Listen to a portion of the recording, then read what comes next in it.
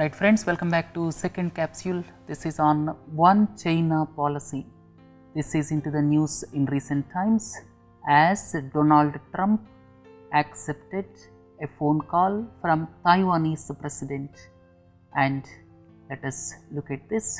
This is China, or technical name is People's Republic of China, or known as PRC.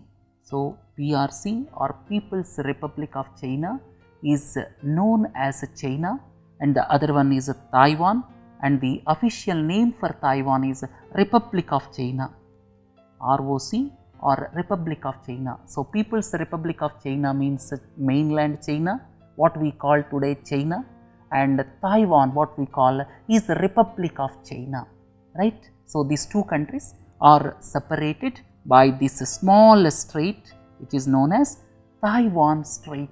This Taiwan Strait is less than 200 kilometers, and these two countries are separated by Taiwan Strait.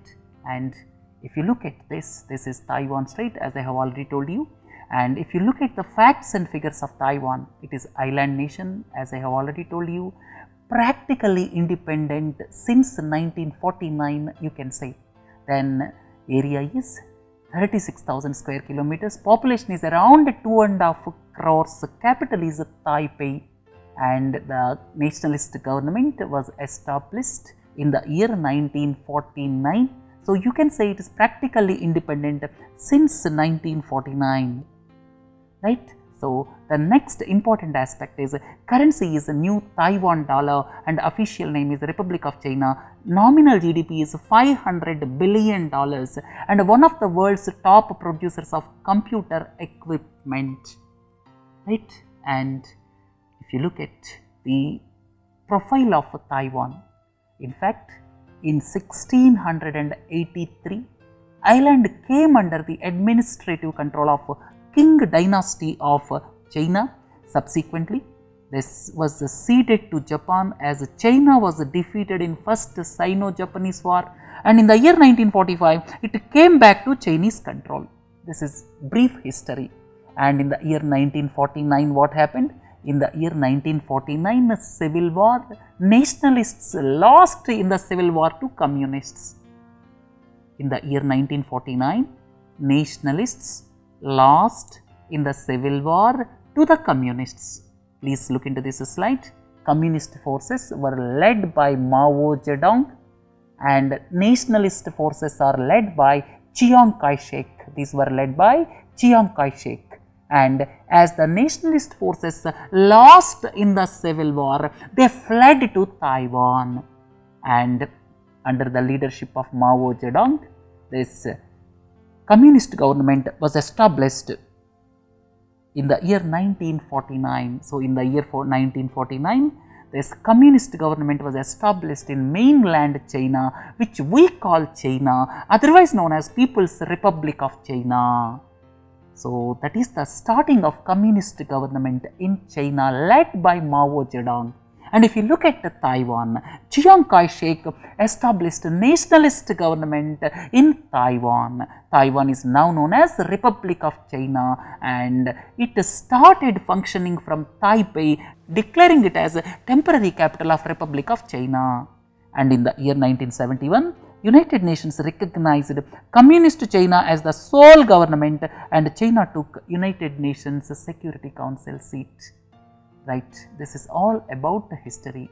And if you look at the present day era, the People's Republic of China president is Xi Jinping, and Republic of China president is Tsai Ing-wen.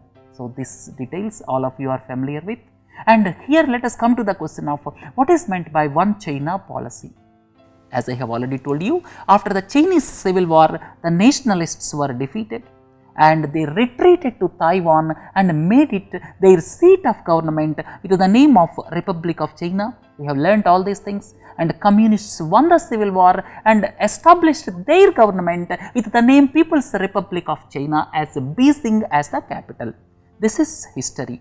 Then both the sides said that they represented all of China. That is one part of the story. And subsequently, many governments 1949, subsequent to 1949, several governments recognized Taiwan. But what happened? China policy. What China has said, any country that wants diplomatic relations with mainland China must break official ties with Taiwan. This is a very, very important point. This is all the crux of one China policy. China's insistence is those who want diplomatic relations with China must break official ties with Taiwan. So that's why several countries, including India, established unofficial ties with Taiwan. USA also established unofficial ties with Taiwan. Similarly, several countries established unofficial ties with Taiwan because of one China policy of China. China stated that any country that wants diplomatic relations with mainland China must break official ties with Taiwan. Then subsequent to this China's policy, several countries tilted towards Beijing, and USA also saw the need to develop mutual relations beginning in 1970s. Subsequently, United States of America established formal diplomatic ties with Beijing in 1979 under President Jimmy Carter, right? And as a result, USA officially, please understand the difference between official and unofficial. Officially, United States of America severed ties with Taiwan and closed its Taipei embassy. And in the same year, United States of America passed Taiwan's Relations Act. Taiwan's Relations Act was passed and it guarantees support to the island, and subsequently USA is selling arms to Taiwan also. And USA also maintains unofficial presence in Taipei via the American Institute in Taiwan, a private corporation through which it carries diplomatic activity. So it is unofficial ties. Next, China, Taiwan and the world. Basically, because of one China policy, Beijing benefited from this policy as Taiwan was kept out of diplomatic relations officially. This is very important, officially. And Taiwan is not recognized as an independent country by much of the world, and even the United Nations did not recognize this. And the other side is Taiwan maintained unofficially relations with several countries, and it maintained vibrant economic and cultural ties, and emotional relationship with the US is also continuing. And one China policy is delicate balancing act that United States has perfected over the past 3 to 4 decades, right? This is very important. This is the delicate balancing act that United States has perfected over the past 3 to 4 decades, and it is not clear how Donald Trump will view this delicate balancing act.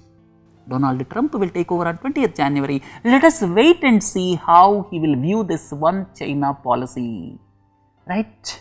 And if you look at one China policy with regard to India, India recognizes officially, please understand officially, India recognizes only People's Republic of China, or otherwise you can call China. And India and Taiwan do not maintain official diplomatic ties, but the bilateral relations between India and Taiwan have improved since 1990s, and both the countries approached each other and lifted visa restrictions in 1990s, and subsequently the bilateral trade increased to $5 billion last year, that is 2015. That is 2015, the bilateral trade reached $5 billion, and unofficially in the year 1995, the two countries established representative offices in each other's capitals, namely Taipei Economic and Cultural Center, Taipei Economic and Cultural Center in New Delhi, and at the same time India-Taipei Association for India in Taipei. So unofficially India is also maintaining relations, and this is the present state of affair if you look at the one China policy, right? And with this, let us conclude this capsule. Please do join for other capsules and have a nice day. Thank you. Thanks a lot.